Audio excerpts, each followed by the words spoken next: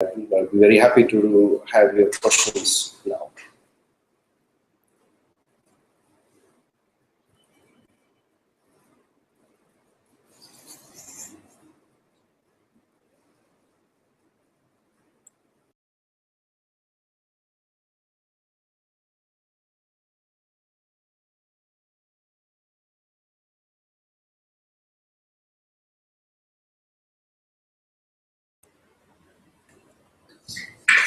Am I audible, sir?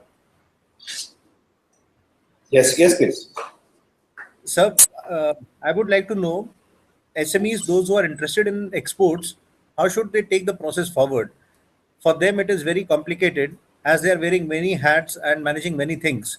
So, exploring the export market is at times tough for them. What would be your advice for them? Uh, I mean, starting to export, I think the first thing is that you should need to see that what is the best market for you. Typically, SMEs should not be. I've seen that successful MSME exporters have not tried to serve markets which are very far from India, because then servicing those markets becomes an issue. So instead of, for example, starting or exploring markets in Latin America, let's begin, or they can begin with like SAARC countries or East Asian countries or West Asia, which are near to us, where servicing them is easy. Flight connectivity is less than 2 hours or 3 hours, and the cost is also very less. And then you have to choose a specific trade fair in the market of your choice. That's the best strategy then that any MSME exporter can have. And they participate in the trade fair and then start meeting the agents and the related stakeholders that are there, maybe importers, maybe producers of the similar products. And that's how it begins,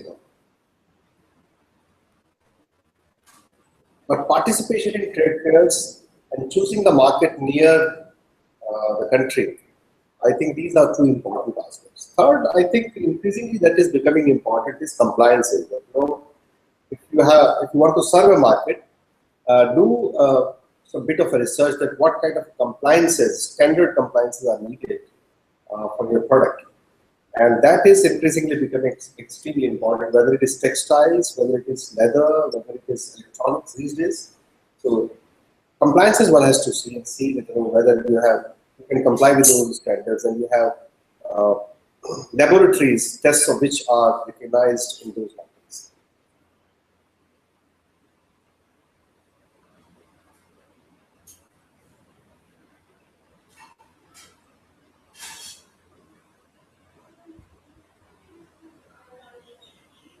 Are there any further questions, or I can pick questions from the ones that I have?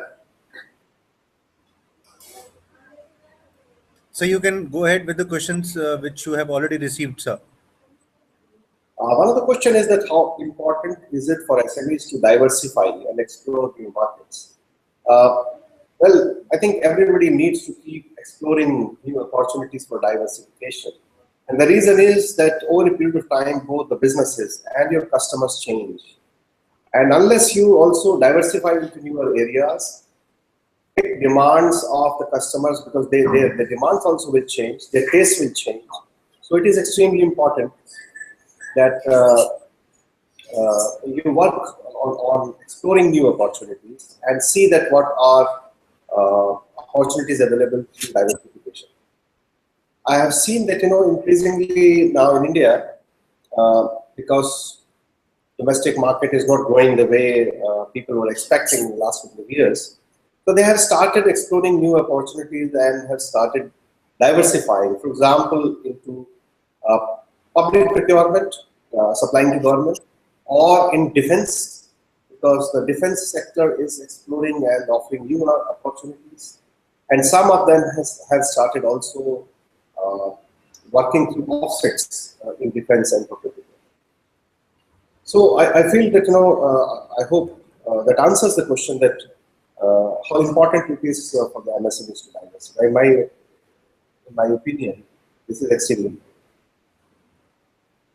The second question that was there, I think the one that you also asked, that how feel that much comfortable in doing formalities for help.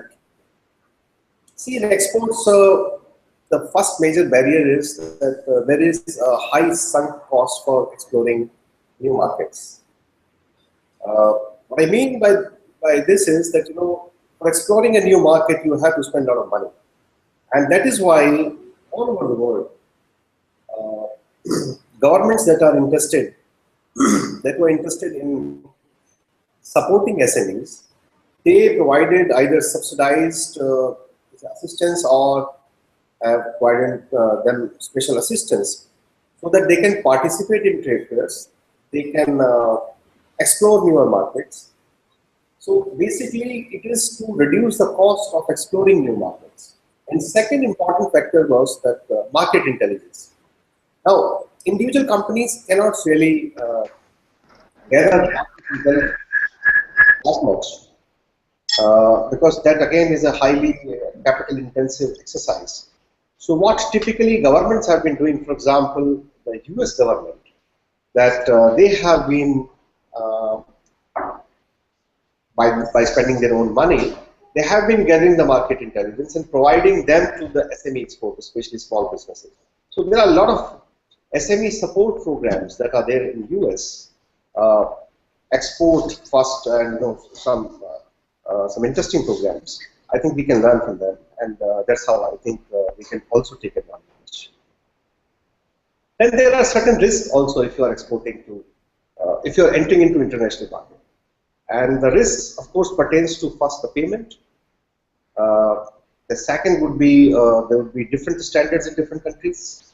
So there would be compliance costs because every time you want to export to a country, you have to comply with certain standards. And third, there are always vagaries of exports or uncertainties related to currency, transportation costs, etc. So I think keeping all these factors in mind, SMEs can take a call. Very, very small companies may not be very, it may not be very helpful for them to really enter into the digital market. But if they decide to, then there are a lot of opportunities. And but it would be better if they go and they do it as a strategy, I mean, in a more planned manner.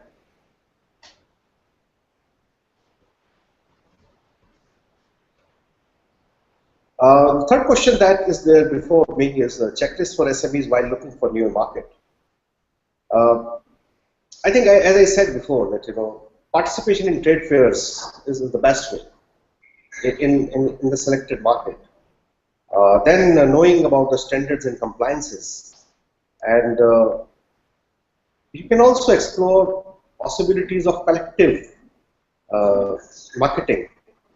In certain categories, some MSMEs are coming together, forming export development companies, and that is reducing the cost of exploring the market and minimizing the risks, or as they say in economics, spreading the risks and taking the advantage of collective strengths.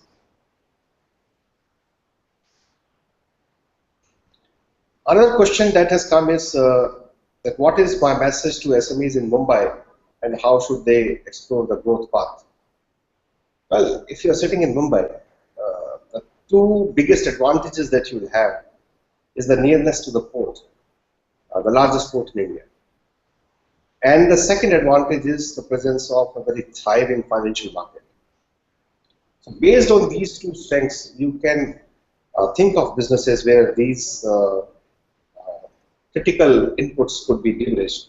It is not surprising that we have a thriving film industry there, because I think and how should they if you're sitting this key advantages that you have is the nearness to the port. And the second advantage is the presence of very thriving financial market.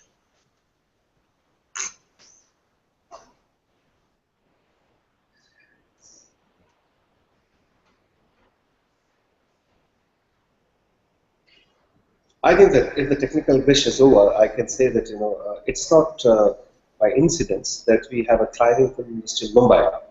The reason is that film industry by its own definition is very risky business, and it is an industry. So we need, you can say, financial arrangements, presence of people who are ready to take risks, and that fortunately Mumbai provides, and that has been one of the reasons why we have a thriving film industry in Mumbai. So I would say that in services, in entertainment, in IT, ITS sphere, space, a lot of advantages one can take if these two factors could be combined and leveraged. Another question that has been put before me is that how do I view the foreign trade policy of the Modi government? The foreign trade policy needs to be seen as a more of a continuum rather than a document that could be started afresh. From that perspective, I think this particular policy, which is called Foreign Trade Policy 2015-20, has rationalized many previous schemes and replaced them with newer schemes in a more rationalized manner. So there has been some kind of a rationalization and consolidation. For example, there were a number of schemes there for supporting exports. Now, what has been done is for mercantile exports, all the schemes that has been combined. Uh, Similarly, for the services sector also, the scheme consolidated. And that the benefit that is being given is, in the previous case, it is 2 to 5% of the FMB value of the exports. And the case of services, 5 to 3%. And it has been fairly simplified. So I think it's more transparent, more simple, and I think it has reduced the complexity of the previous foreign trade policy. And I hope that many exporters will be able to take advantage of that. Having said that, I really don't think that it has the kind of jing that is needed for Indian exporters to really make a big dent in the global market. Global markets most of them are in recession, especially the developed markets of Europe. America has just started picking up, but I don't think that they have the appetite to receive the exports from India in a manner that could be path-breaking. I think we need to explore new markets in a very, very aggressive manner. And a lot of support systems need to be provided that I feel is the policy at the moment is not really capable of. And it's not just policy, I think a lot of other factors need to also support it through Ministry of External Affairs, Ministry of Finance, and so on and so forth. So I feel that a lot more needs to be done to strategize that how India's exports could be doubled. The way it has been targeted that some $900 billion plus by 2019. So this is only possible when all the organs of the government are on the same page, which I think at the moment they are not. Another question. Yeah. The question.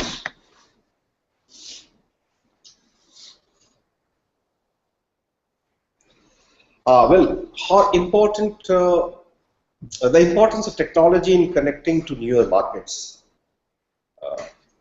I think technology is increasingly becoming very, very important, particularly in my opinion, in three ways. The first is that technology essentially is upgraded to reduce the cost of production. So it is essentially how you can make a product more competitive, or you can produce it more competitive. And the second thing is that it can meet the compliances, or you can say the standards because the standards are being upgraded all over. As in India, whether it's the food sector, we have a new law, a new set of standards. Similarly, for emission norms, we have newer standards. So there would always be newer and newer standards in different countries and the markets of our choice. And in order to meet those compliances, we need to upgrade technology. So one component is competitiveness. The second component is that how you meet the standards and you comply with regulation in many sectors, whether it is food, whether it is pharmaceutical, whether it is transportation, and so on. In sectors like leather. And third element, which is very, very interesting, is the customization.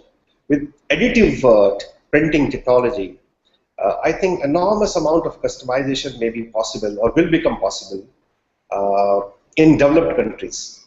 So in developed countries, again, we might see a resurgence of manufacturing, but of a very different kind, where you can order things and they could be delivered maybe in a couple of hours at your doorstep. And that would be something very, very interesting, and that would have consequences. So technology, in my opinion, these are three elements that are emerging.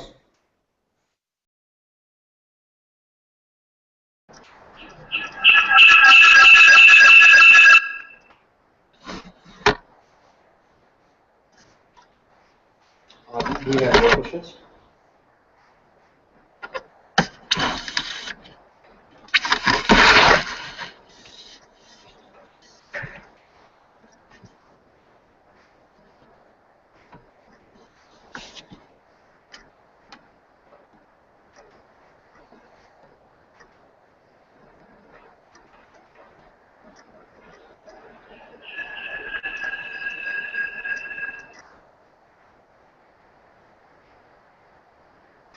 Thanks for asking the question.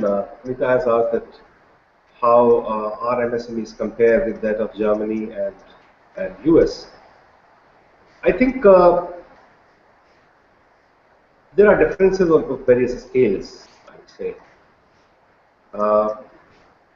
First of all, the German MSMEs are typically more of medium enterprises, and the scale is very different than what we have in India. A majority of our MSMEs are really micro enterprises. 97% of them are essentially micro enterprises, and they are not really in a position to compete globally, and they are rather serving the domestic markets. So that's one difference. Whereas German MSMEs, right from the beginning, are focused on global markets.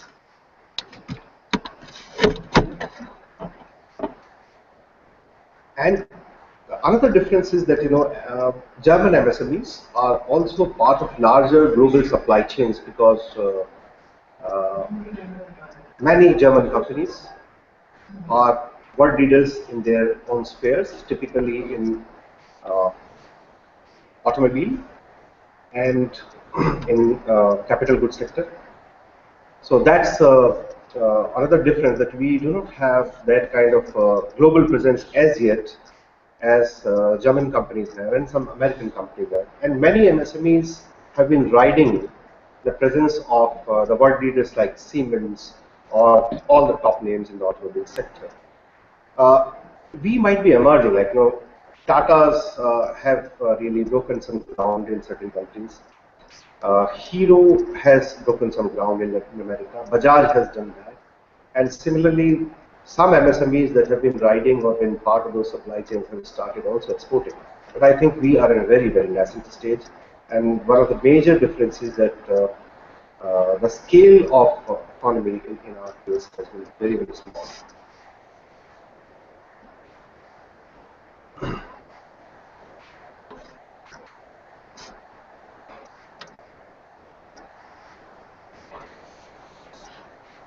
Anil Oberoi has asked a question that how do I see MSMEs growth in the coming years? Well, to be honest, it's a pretty difficult question to answer. I feel that MSMEs face enormous challenges, particularly MSMEs in the manufacturing sector, and whether they would be able to compete globally and withstand global competition that is there within our domestic markets also would ultimately depend that how we, I mean, as government and as other stakeholders, are ready to take certain steps which are essential for making MSMEs competitive, where scaling up is possible, where access to major input, whether it is access to finance or land or human resources or other such critical factors, are available in adequate quantity and at a competitive price. That would require that we have in India financial sector reforms so that the cost of finance can come down. We have reforms in the land sector. The land bill, as you know, is still stuck. And because of that, we cannot have, uh, you can say, access to land which is competitively priced as yet. Yes, I mean, industrial land is huge, is priced at a level where it is almost impossible to set up a small-scale industry and compete because it is so exorbitantly priced. So I would say that uh, keeping the domestic demand factors in mind, one would be bullish on the MSME sector, but keeping the pace of reforms, one would be rather skeptical. So I would say that let's see what happens maybe in the coming 25 years. With the Modi government, there is certainly push on manufacturing, and there is also some kind of an yearning from different states which are ready to take reforms, whether in the labor sector or the land sector, that central government under Modi and some state governments' statesmanship, we can see that some of the states can become real manufacturing hub. That's the whole of that.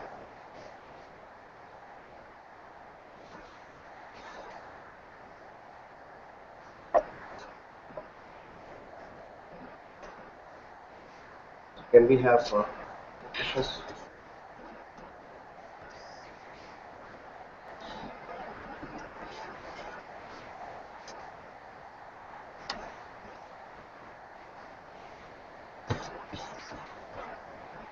Okay. Now the question that has come is that how campaign Make in India help MSMEs in the bottom of pyramid. See, Make in India, I mean, as a concept is very good. The essential thing is that, as somebody a couple of days ago articulated it in Economic Times also, that Make in India has several dimensions. And one is that you conceive a product, part of it could be manufactured in India, parts and components could be manufactured outside. And but ultimately, the maximum value addition takes place in the country. So, Make in India concept essentially should be about that how much value is added in the country, and that is very, very important. Uh, in that case, several things are happening and can really make an impact at the bottom of the pyramid. Let me give you an example. For example, we have a policy in defense, defense procurement, defense production policy. Under the defense production policy, we have certain a subset of its policies is called offsets, whereby if government of India is placing order of an X amount, then approximately 30% of worth of goods and services needed to be procured from India. So, idea of such offsets in such conditions is that if government of India is spending money in buying some goods or service, some of that part must be spent in a manner that can create a manufacturing in the country. And if that happens, if that offset uh, policy is not just confined to defense, although it has not yet taken place in defense also. As a matter of fact, we are just on the beginning of utilizing these offsets. And I take a minute in explaining that on 11th of June, we are FISME has invited the defense minister. Where the defense minister is going to perhaps share his vision that how he intends to uh, leverage the offset policies and in encouraging Make in India. But the similar offset policies could be utilized not just in defense, but throughout the public procurement systems, not just in the central government, but in the state government also, at the municipality level. The idea again is that that whatever government is buying, it should lead to some kind of a manufacturing impact or some kind of a domestic value addition impact in the country, and that would have impact on everybody, including the bottom of the pyramid. Because ultimately, if we are talking about manufacturing, the Sir, lowest skilled jobs are the ones that are created in the manufacturing sector, because that has the largest trail of supply chain.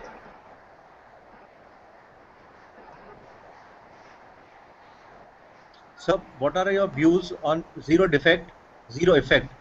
How could this be connected to the ground? So when Panda has raised the question that SMEs are an integral part of economy, does the government realize the potential we are doing all that needs to be done? I think government, realizes the importance of MSMEs. Nobody can deny their presence; they are there everywhere. But I think we as government, and government again has several organs, the central government, and we have the state government, and we have the municipal government.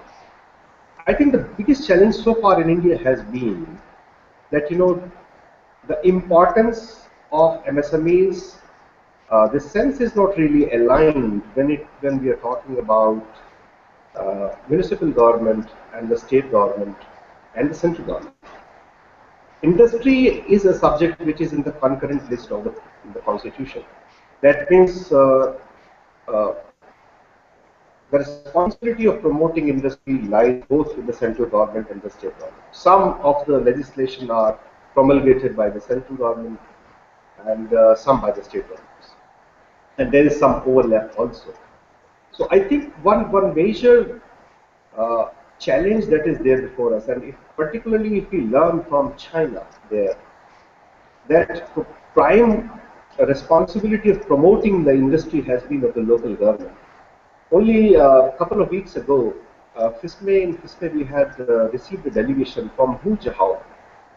It's a Guangxi province near to Guangdong province in China. And we had a mayor from the city called Huzhou. And he was assisted by 6 or 7 of his officials. And he was promoting his city to attract investment. And because it was his city, and all the departments were under him, he was fully empowered to take all the decisions, whether it was electricity, whether it was land, whether it was water, everything. So the decision making was very, very fast. And that is something that is lacking in India, because at the municipal level or at the district level, the district authorities have very little understanding of the importance of setting up industry. Their promotion are not dependent upon how much investments they have mobilized in their districts, which is the case in China. So in China, ultimately, it is the municipalities that are driving the industrialization rather than the center and the state. And that has made all the difference. I think that's something we need to learn from them. And once this is done, I guess, we are coming to the stage where at least the states have started competing with each other.